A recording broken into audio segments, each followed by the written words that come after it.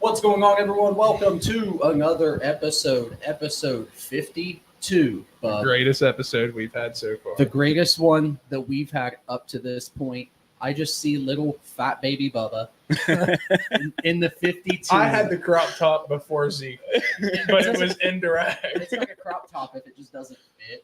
It is. It's not. It's very cropped. It's not. But for the greatest episode, Bub, you mentioned it.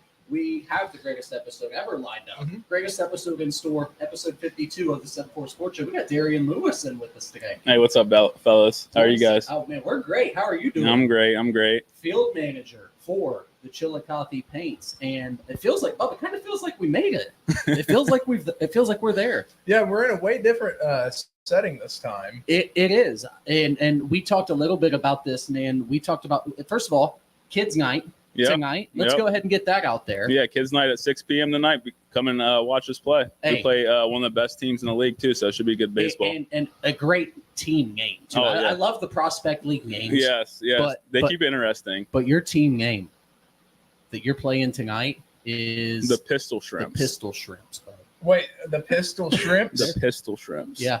We're talking shrimps from, like, the ocean. We're talking the Pistol. Correct. Like, pistols, like pistol.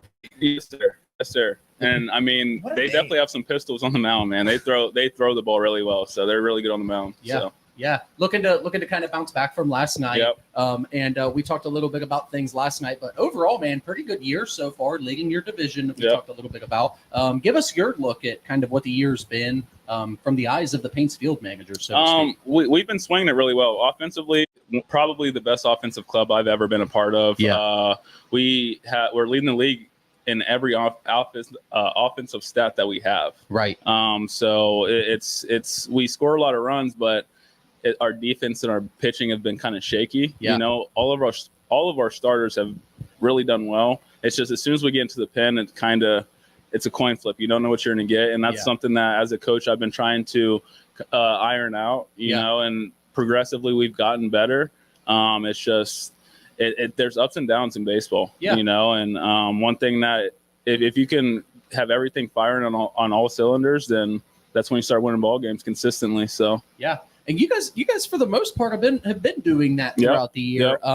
Through the bats, though, you guys have had hot bats all season long. Oh my goodness! There was a week where we had like 77 hits, 83 RBIs or runs scored, and I'd say like over 30 extra base hits. It was nuts. It was a crazy tear. They call that cooking, Bub. Yeah. They call that getting it done at the plate. Did you guys have 41 home runs on the season? I believe so. After yesterday's home run? Yeah, I believe so. It's somewhere around there. Yeah. I know it's high 30s, low 40s. So how many games have you guys played so far in the season? 43, I want to say. So you're on pace for one a game. Yeah. Exactly. What's the maximum you play? Like, what's the maximum games you play? 56 games, but we play 60 total because there's 4 exhibition games. Mm-hmm. Yeah. And that's just how it is. The exhibition games don't count towards our record or our stats. So cool. Okay. Yeah. Well, nonetheless, it doesn't matter who you guys have been playing. You guys have seemed to be playing really hot baseball. Oh yeah. And boy, it's hot today too. Bub. Yeah. But it is. I'm glad you didn't go with the idea of doing it on the field. Yeah. Well, actually, that was my idea. Yeah. This was Coach Lewis's idea, pretty much. Yeah. He's like, "Hey, are you sure?" Because I was like, "Hey, let's do this on the field." I mean, I would have been shirtless by the 2-minute mark. No doubt. Your shirt would have been drenched in sweat. Which is just another layer of coat. Wow. Shirtless Bub, go ahead and get those subscriptions ready. Yeah. I told you I'll make the calendar. We don't need it. We don't need a calendar. I don't know how to come back from any. I told you I would throw on UGG boots for December and January edition. Okay. That's hilarious. I'm really hoping there isn't a calendar at this point. We're going to go ahead and keep it moving. Obviously, looking forward to Kids Night tonight. Yep. The game starts at 6:05 right here at VA Memorial Stadium. So go ahead, bring the kids out, 12 and under. I think kids get in free. That's always awesome. We remember those, those experiences when we were kids, Bub. Yep. So get your kids out here. Bring them in here. It'll be a lot of fun for the little ones. And get them a mini baseball bat. Get them a mini baseball bat. Oh, there's a lot of stuff in that gift shop. I mean, there's many baseball bats, baseballs, hats, T-shirts. Wow. Yeah. Speaking of which, gave us a couple of shirts. Thanks for the shirts. Yeah, man. anytime, Appreciate man. that. Anytime. Thanks for having me on. Absolutely. We're having a blast here. And Bub, we're going to go ahead and keep it moving. He's been getting it done with the bats. They've been getting it done kind of on the hill in the starting position. But we're going to go ahead and throw it backwards just a little bit here. I want to talk to you a little bit about your time before the Paints, man, because you're a Rio guy. Yep.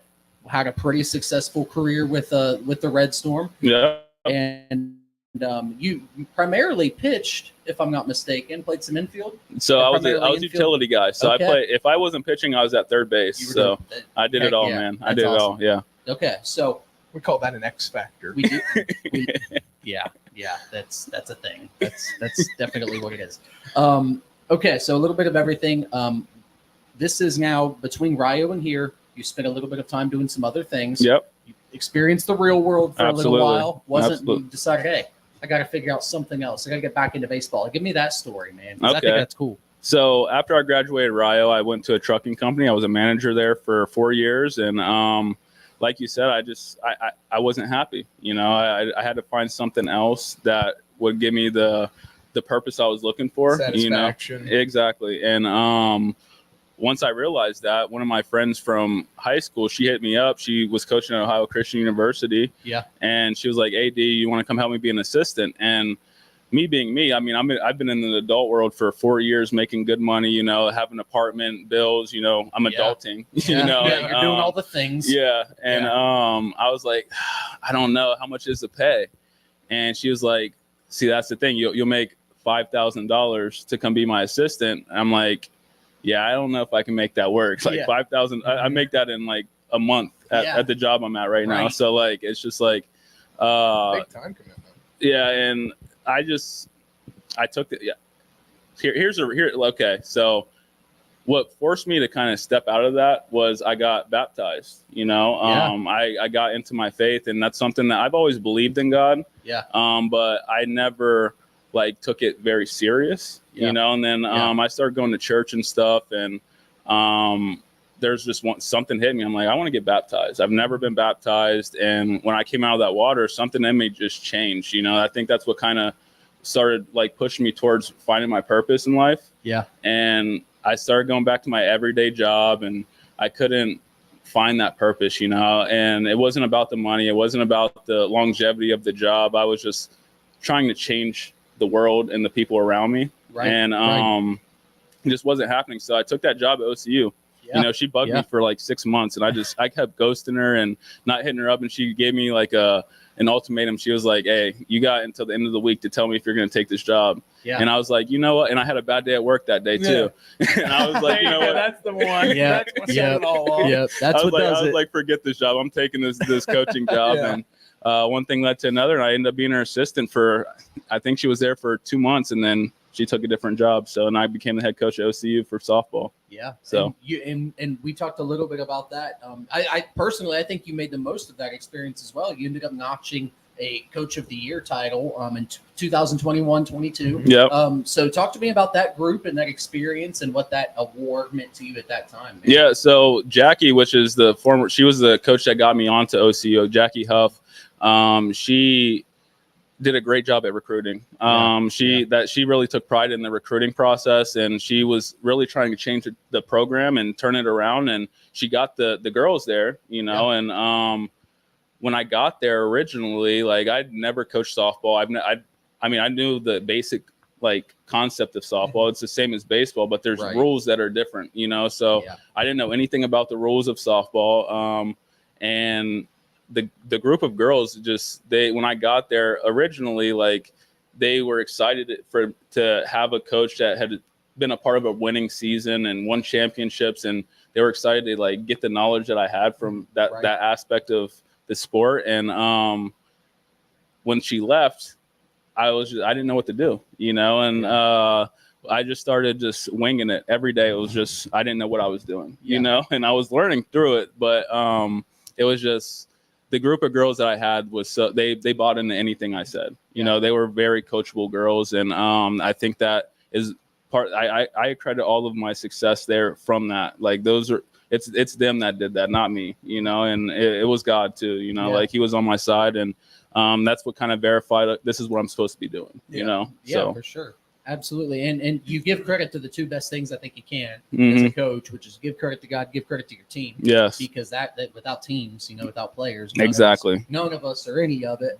And first of all, it's a humble thing to do. So we commend you. I think that's awesome. But you you don't seem like the type of guy that has super hard time getting someone to follow you. You seem like a player's coach to me. Absolutely. If I had to put you on one end of the spectrum of it all. I can agree. I can agree. So talk to me about that. I mean, what's your philosophy? What do you believe in? What softball, baseball, people, any of it, man? So I really think culture is huge on creating a championship level team. Yeah. So creating a solid culture and standing your ground on that and really instilling good values into your team is kind of like the foundation of it. Yeah. And on top of that, just being encouraging, having a personal relationship with your players.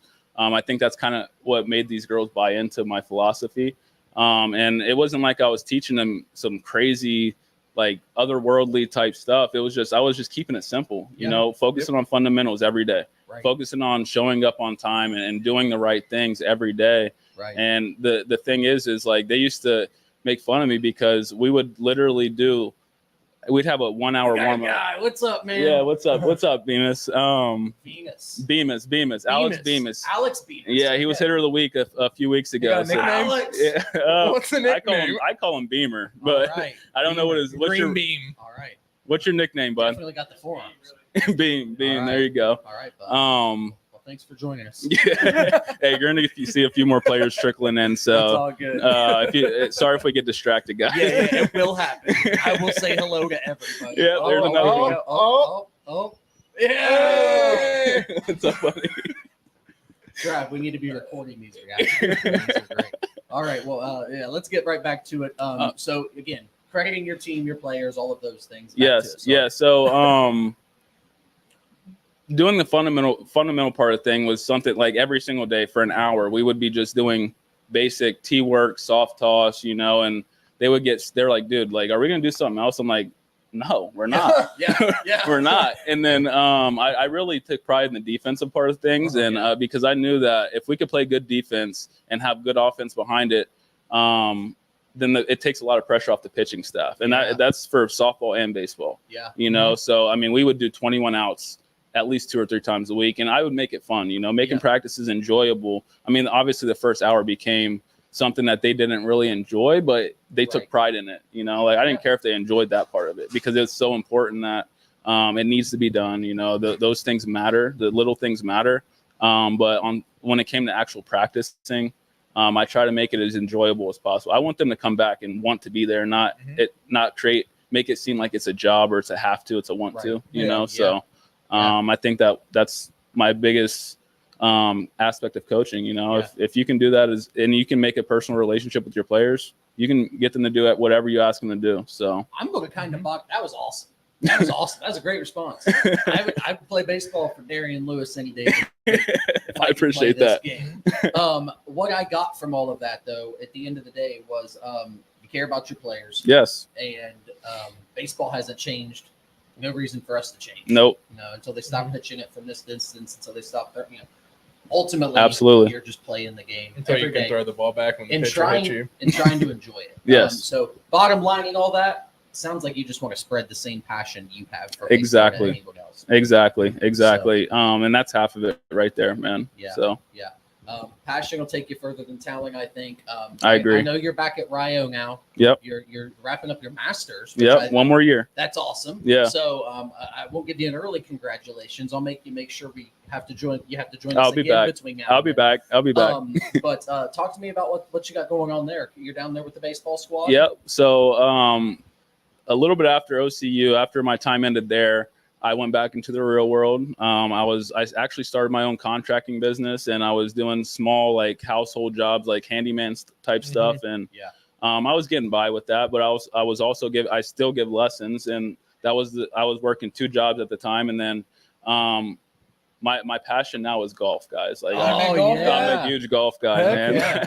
I'm obsessed with it. Like if I could go, if we weren't doing this, I'd be golfing right now. Okay, well, hey. we appreciate you taking the time before the paint to not golf and chat with us, man. Yeah, no. Hey, we could have done this on the golf course all the same. We'd have been just fine. Well, next time we do this, we'll be on the golf course. We can do it on the golf carts and make it like a little vlog, you know? Oh, absolutely. Yeah, that'd be I have fun. no problem doing Yeah, that. Yeah, that'd be fun. We'll do it. Where do you like to play golf at? Anywhere, man. I mean, the VA obviously is in our That's your home backyard. course right now. But I like to go to JC's, you know. Nice. Yeah, it's not. It's a very nice. Yeah, it's a nice course. They take good care of it. So I mean, but What got you into golf?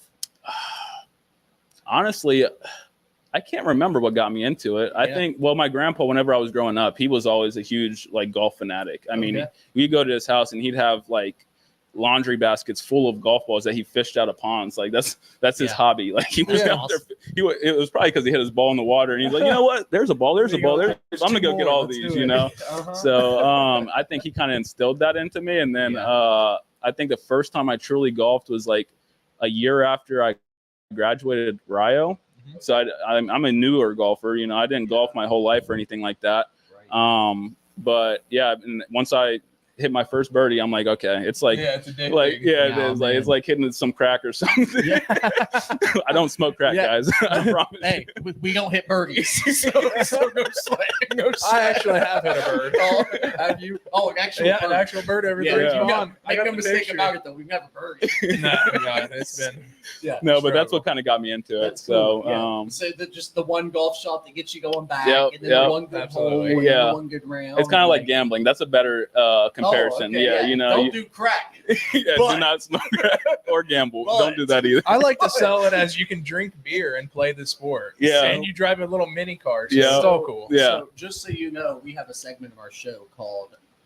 We have a buddy Rob that does this with us. We have Rob's degenerate gambling segment known as "If I Was a Betting Man." Now, we're not saying we have $20 to throw on a parlay, but if we did, this is who we would be throwing it on. Yeah, tonight. absolutely. So again, don't gamble Yeah, don't do that. Don't do that. because we don't have $20. You'll lose all your money. I promise you. Yeah. They'll get you one time, and then after that, you'll just lose it all. Yeah, or they'll get you for 4 straight years. Anyway, moving right along.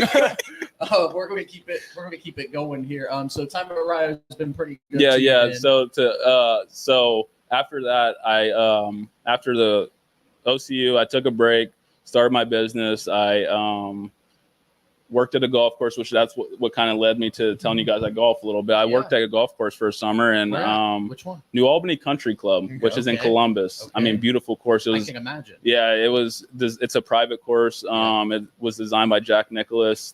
It's a 36-hole course. So or 18 plus or 9 plus 9. What's 9 times 3? 27. 27. Hey, that's quick math. Yeah, 27. We didn't come whole here course. to play math. No, but all right, back to the story.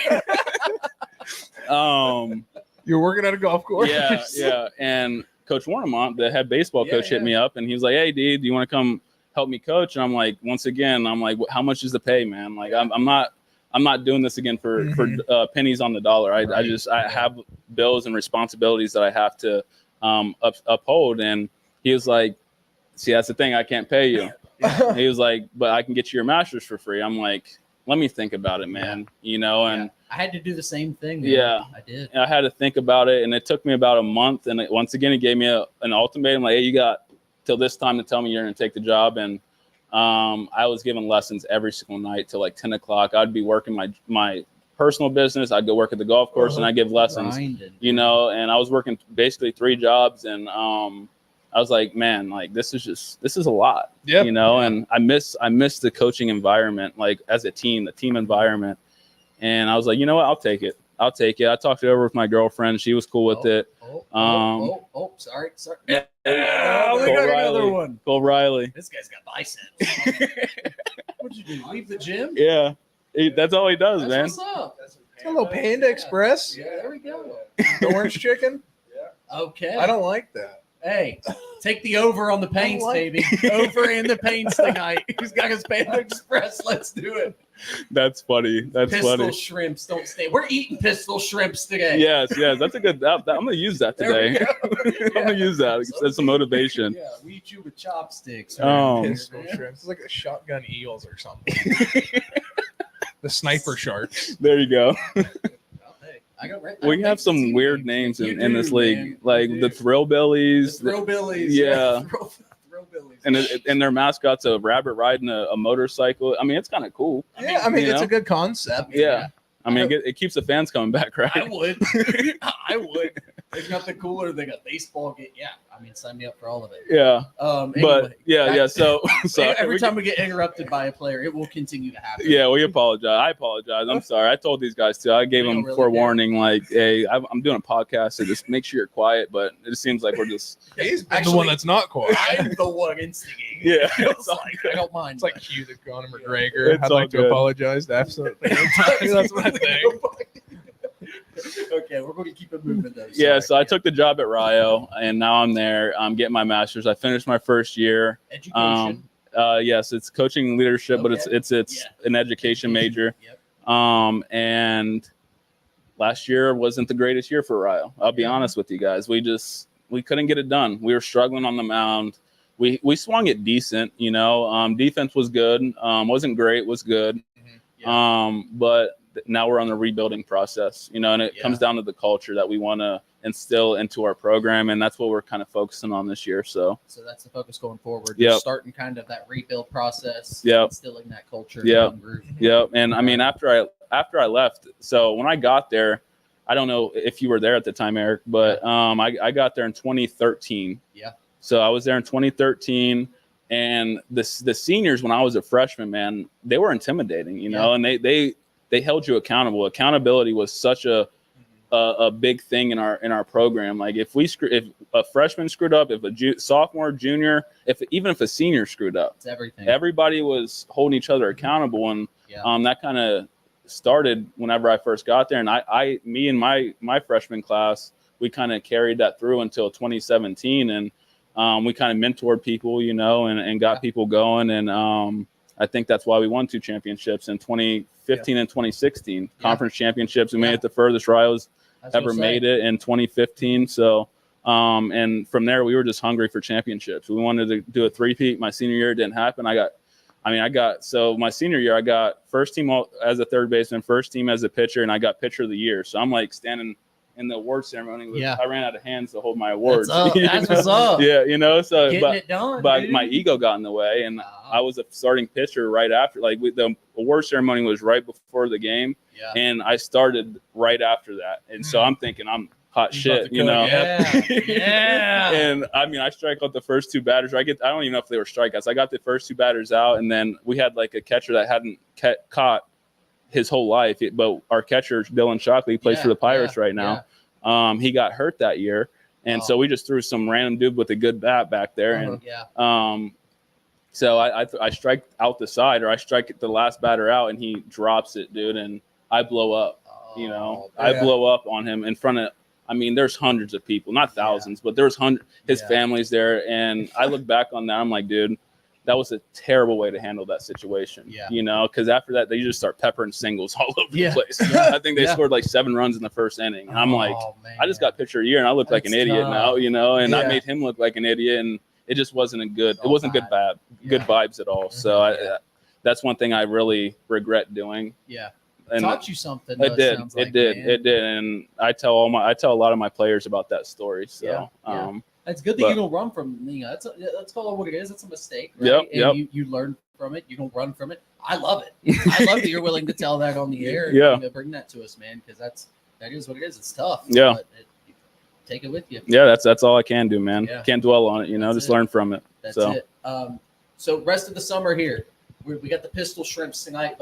Talk to me about the rest of the summer, though. Kind of the goal of the year going forward. Back-to-back Prospect League champs. I'm sure that's the goal. To three-peat. That's the goal, man. You know, and on a smaller scale, just developing these kids. You know, sending them back to their schools healthier than they came to me. You know, sending them back better than they came to me. And you know, with the summer league like this, you play every day, so it's hard to practice. You know, so making sure that these guys are staying up on taking care of their bodies and stuff like that. It's hard to do, though. You know, you can tell them to do something, but it doesn't mean they're going to do it. You know, and I can't sit there and make them run or like force them to do it. It's up to them. You know, I can tell them, but So that's kind of like the battle of being a summer ball coach for the Paints, you Yeah. know, or anybody in this prospect league, you know, and making them happy. And that's interesting because again, you mentioned these guys in their respective schools. Where are a lot of these guys from for the Paints this year, man? I mean, See, give me just a few universities. So we have a couple guys that went to Ohio State, but they entered the transfer portal.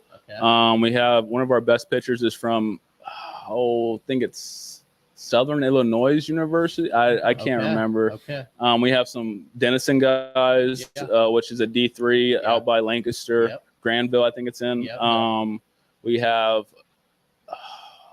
an Otterbein kid. We have a lot of more like locally, local guys, which is cool because they can go home and hang out with their family if they want to. But we also have some out-of-state guys. We have some people from Charleston, West Virginia. They go to one person goes to the University of Charleston, and then some guys from Lincoln Memorial, from Keene University. I'm trying to just think like off the top of my head, but there's so many. It's so scattered, all over the so place. And everyone comes in here, I'm sure, with different goals and intents for the year. We talked a little bit about your goal wrapping up the year.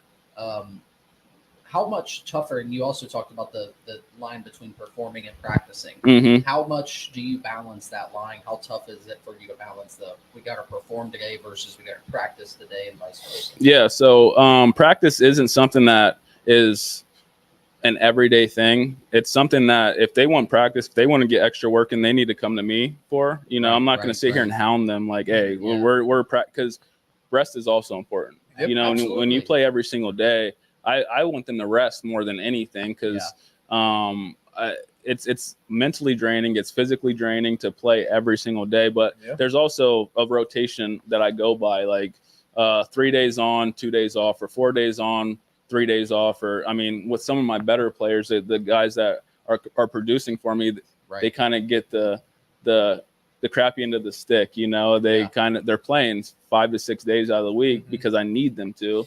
But the thing is they're okay with that, you know, and I communicate with them. I make sure like, hey, do you need a day off today? I know you have to be dragging, you know, and kind of communicating that and keeping them well rested is in practice and performing that if you love the game enough, you're going to get the extra work in, you know, if you take pride in how you play the game, you're going to get practice regardless if you're tired or not. So, like I said, I don't force it, but I definitely encourage it. And if they do it, great. If they don't, then I'm assuming that they're doing it because they're tired. You know? Right. So, for sure. So that's how that kind of works out. Okay, that's cool, man. Bub, you got anything here? I feel like I've dominated a lot of this talk. Yeah, no, I'm just kind of curious, you know, how you earn a nickname in this place. What is the rules and regulations to getting a nickname? So Bubba is very intrigued by the nickname wall inside the clubhouse. I feel like everybody's got a nickname that comes in here. It's not PG-13, so we can't show it, guys. We are not discussing nicknames. This is a kid's show. Yeah. This is a kid's show. There's some good ones. There's some good ones. Some of which Bubba's probably going to start calling his own friends. If I had to guess. Yeah. Bubba, I saw Bubba writing down notes. Yeah, that's hilarious. I'm taking pictures of them. Go ahead. This is a really cool experience, man. Like, I'm glad you guys came out. Seriously, cool clubhouse and like, way better than sweating on the 100-degree turf. As beautiful as it is, and as nice as it is. This is awesome. So, like I said, thanks for this opportunity. Absolutely, this is way cooler than anything I envisioned. So, I'm glad that you guys came out and you enjoyed it. And to answer your question, it's the nicknames come from. I really hope it's not from like experiences. Each other. I'm sure it's just boys being boys. No, 100% experience. Okay. Dude, come on. We really can't share the nicknames. No, we can't. I'm just saying. Was there anything worse on that wall than you've ever sent in the group chat? Or No, but you won't let me say it on air. No, you don't need to say it on air. Hey, there's some you can't corrupt the minds of the children, you know? Yeah. Like alone, we're promoting kids night, Eric. Come on, settle down. Me. All right. Well, Bub, that's gonna do it for you here. Yep. But Coach, anything else you want to throw at us, man? One question I always wrap up with, especially when I get coaches on the show.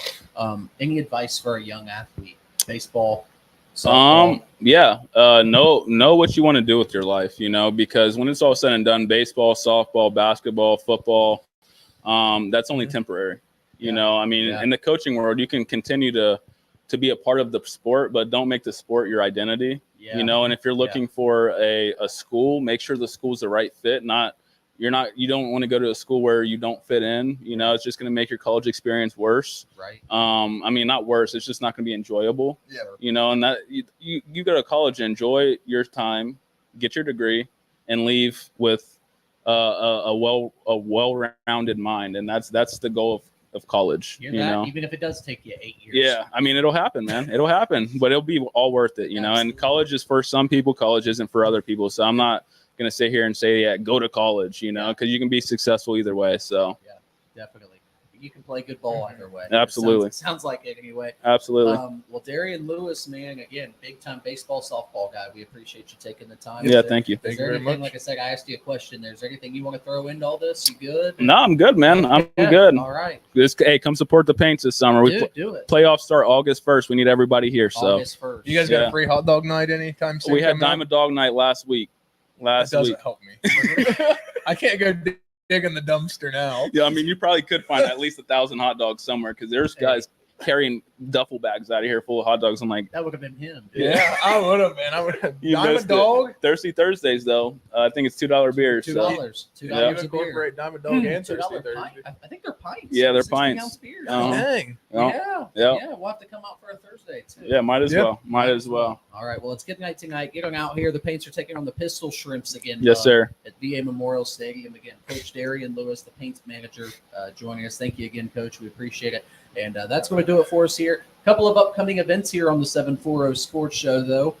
We've got next week, Hoop Project in Gallipolis. We're going to be there doing our thing there. Definitely on Sunday, still up in the air on Saturday, but cool Hoop Project event or Hoop event. Get out there, and if you're a hooper or non-hooper, get out there. It's always a fun event down there on the river. And then, of course, we got the South Gallia Golf Scramble coming up in September 28th. So register your team for that. That's at Cliffside. Should be a great time. We got another one. He left. He left. We scared him off. He walked in, he looked at us, and turned right back around. It's literally his clubhouse. Yeah, we're intruding his place. He should be here, not us. Yeah, that was funny. I never everybody else was so open to coming in, and he just turned around. Hey, man. Hey, that's the most Marshawn Lynch media experience I've ever seen. And we're going to go ahead and wrap it up because I'm afraid of what could come next. We're going to get beat up by the Paints mascot here. Hey, thanks for joining us here on the 740 Sports Show, episode 52. We appreciate you taking the time. As always, make sure you follow us, do all the fun things on the social media stuff. We're trying to grow that stuff every day, and that does help. It really does, Bub. Like a tomato plant, just growing it every day. That's the dumbest thing I've ever heard you say on this show. That's going to do it for us here. Until next time, we'll see you on the 740 Sports Show.